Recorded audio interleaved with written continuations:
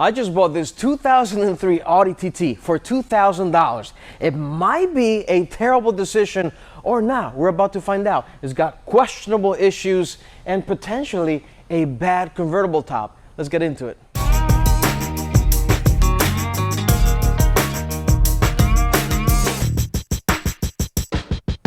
So yes, this 2003 Audi TT, a classic shape, one of the most iconic Audi designs ever, turbocharged engine and a manual transmission. But yes, there are some issues. So come and take a look around. I want to show you around this car. Now, the first thing I want to show you is in traditional Audi fashion, this glass broke the very first moment we got it. I glued it. I had to make this crazy device to be able to hold the glass in place and glue it back together. And now it's been drying for a few days and we're gonna test it out. But first, let me tell you what happened. The glass broke, so I had to put a plastic on top of the car, and you're gonna see here, it kind of like edged into the paint itself. So now the fine folks at Refinement Auto are gonna have to detail this baby and bring this paint back to life and clean everything up. We're gonna do everything. We're gonna show you step by step how I'm gonna go over this car. I'm gonna do the suspension as well. We're gonna tune it up, and I think this is gonna be a really fun car.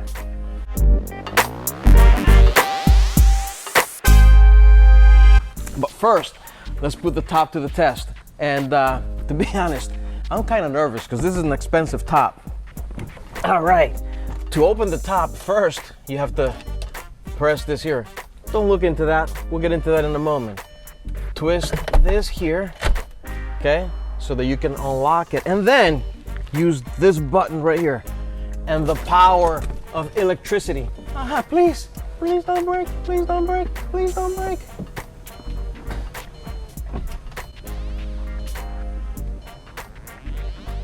Well, we don't know if it worked or not.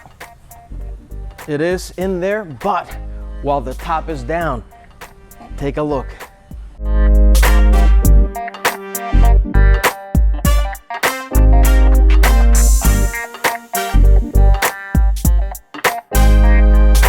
Well, it's down. We'll see if it comes up later, but let me first show you this amazing engine bay. Uh-oh, this is not opening. Ah, there it is. Whew. All right, check this out. Now, I do have the engine cover.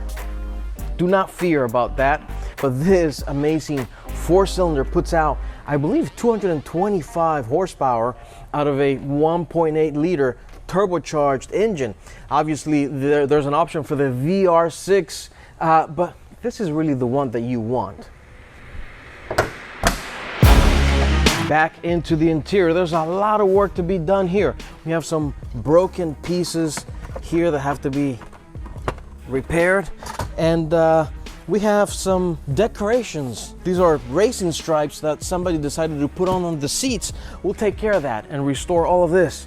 And here, the glove box is broken because it's an Audi. But do not fear, we're gonna take care of all that. The amazing part about this interior is not only the design, but also how well it was made. All these little pieces here are made out of aluminum, and they're very, very well designed and made. And yes, there's a lot of little things missing, like this little cover here, but let's not focus on the negative. Now, the other important thing is how quirky this interior is. Look at the design elements, how the buttons are hidden behind lids.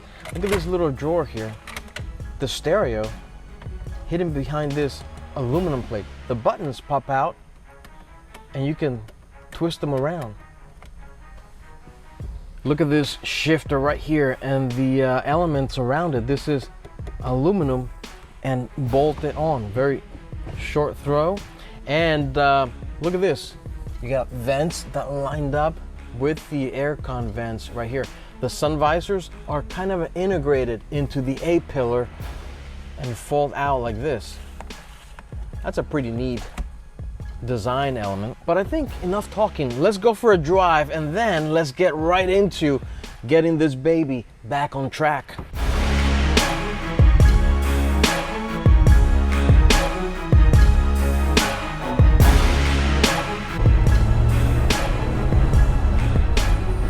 Now driving the Audi TT, and this is my second time driving this car, first time with the top down, and I can say there's a little bit of chassis flex I wasn't expecting.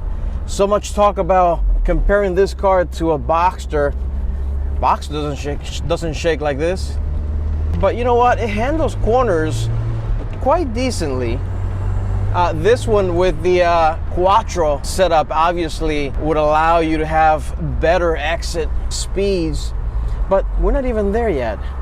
We're just getting acquainted with this car, and I don't know if you guys tell me, is this normal for these cars to flex so much, or maybe just this one is defective? It's quite possible. We don't know which one it is. I can tell you right now, the dashboard, I need to replace the centerpiece because there's some pixelation there. I can't see anything coming out of it. The turbo though has a nice sound.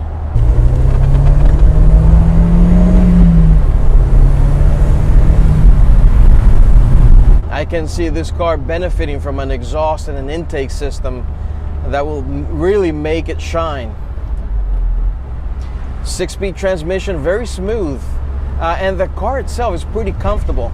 Now the suspension is worn out in this car. We're actually going to be replacing all 4 corners with lowering springs, so we'll see what kind of difference that makes. That chassis flex, it's kind of annoying. It's quite intensive. See, a Miata doesn't do this, but I know why this is happening, because this is essentially a Beetle without its roof.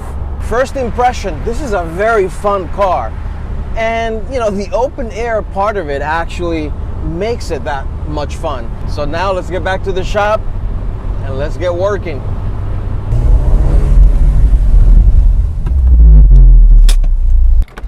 Well, that was fun, but now starts the hard part. First, we got to see if the top actually works. All right, so come around and keep an eye out for the glass not hitting this piece here or anything tearing. And please pray for me.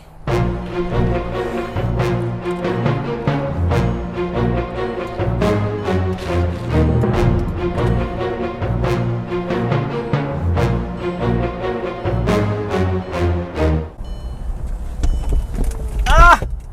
What happened? Is it working? Oh. Oh. Wait, it's stuck.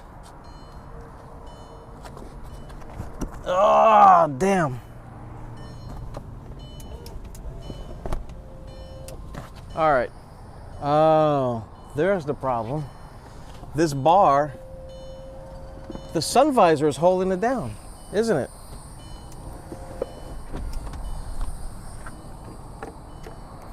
I think this is it's holding it down. I think this needs to go up a little bit more.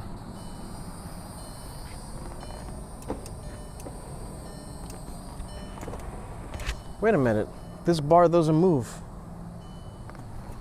What is the problem? Does this bar move?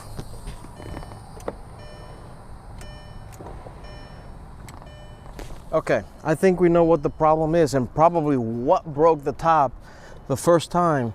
The glass is hitting this bar right here.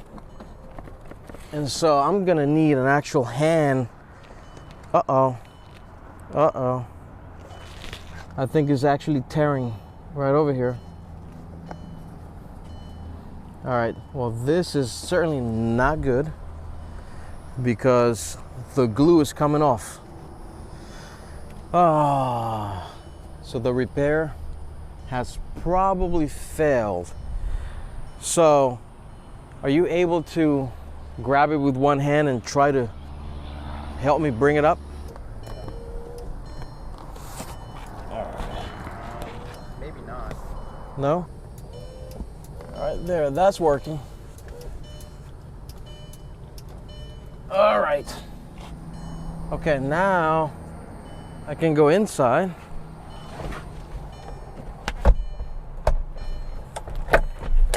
All right, it's fixed. It's fixed. All you got to do is get 4 hands. Not a problem at all.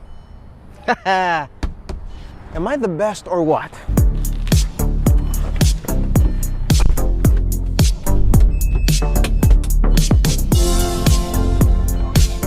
Well, whether I'm the greatest or not, that's about to be determined. But in the meantime, I got the fine folks at Refinement Auto taking care of the interior. We're gonna get all the seats redone and they will look as new as ever. First, we started by taking the passenger seat out, and as you can see, quite messy underneath. The driver's side seat was a little bit more difficult, but we got it out. Now, while they are taking care of the seats, I'm taking care of the glove box. Very common thing for all these Audi TTs. The glove box are usually very, very damaged. This one you can see here, I had to glue all these different pieces, all these plastic pieces all the way around, and then I'm gonna put it together with the glove box here. There's 2 separate components. Then I can finally put it back inside the car. But I wanted to shift gears here just for a moment, because a lot of you have been asking how you can support the channel, and the biggest and honestly the easiest and free way to do it is by just subscribing, liking, sharing, commenting, all that good stuff. But now we have a new way. I am so excited to introduce to you guys the new Miguel's Garage merch store. That's right, I'm including the link below. We have some hot new tees, hoodies, and more. So go and check it out. I have the link included below. So if you've been rocking with us for a while, now's your chance to go and support, be part of the crew. The link is included below. Check it out. Now let's keep on building.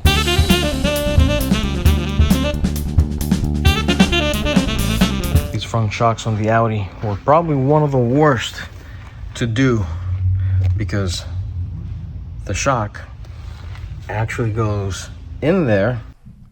Yes, that was one painful procedure. The German engineers, they're great at causing pain, and this is the vessel in which they deliver that pain. If you take a close look here, you can see the bushings are just completely destroyed, and upon further inspection, we can also see that the boots on the CV axles are also busted and need to be replaced. So we're going to be ordering some parts, working on this. But the next time you see this car, man, we're driving it. And in typical German fashion, there's barely any space, any give between the distance from here to up there. So you have to do all kinds of gymnastics to be able to get that out. I was literally this close from just removing the whole hub and taking the lower control arm out, just to be able to get enough clearance to get this done.